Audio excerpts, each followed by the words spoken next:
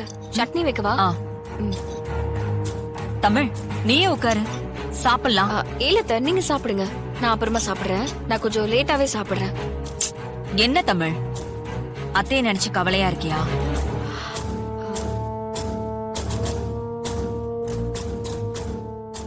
என்ன நடந்தாலும் நல்லா சாப்பிட்டு தைரியமா இருக்கணும் தானே அத்தை சொல்லுவாங்க.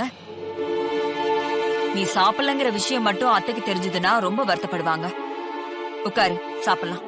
இல்ல அத்தை, அப்புறமா சாப்பிடுறேன். உட்காருங்கிற.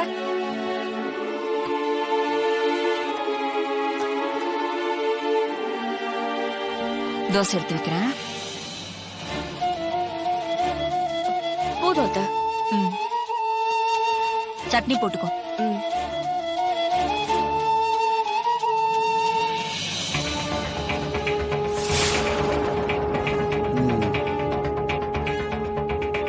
தமிழ், அத்தைக்கு சாப்பாடு கொடுத்தாச்சு அத்தை. எப்போ? இப்பதான்.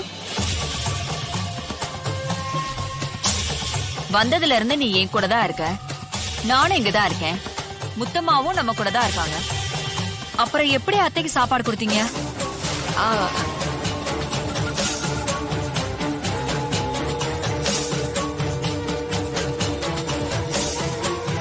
அதானே, நம்ம எல்லாரும் இங்க இருக்கும்போது அத்தைக்கு யார் சாப்பாடு கொடுத்திருப்பா?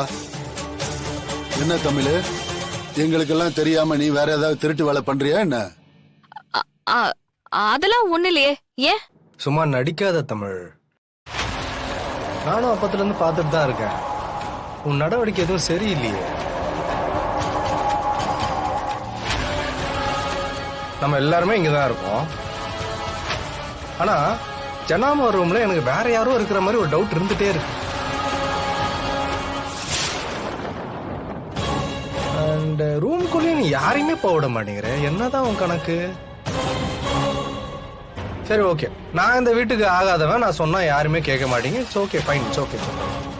கணேசன் அங்கிள் இருக்காருல்ல, நீங்க கேளுங்க. என்ன தமிழ், வீட்டுல வேற யார் இருக்கா? நம்ம வீட்டுல யாரு இருக்க போறா? வேற யாரும் இல்ல சித்தப்பா, நீங்க சாப்பிடுங்க. அப்புறம் யார் சாப்பாடு கொடுத்தா?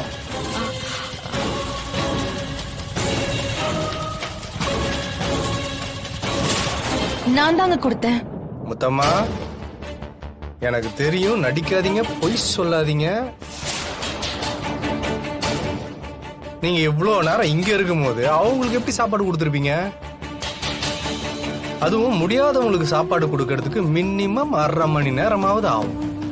அந்த 1/2 மணி நேரம் நீங்க இங்க இருந்து எங்கேயுமே போகல, எங்க கூட தானே இருக்கீங்க.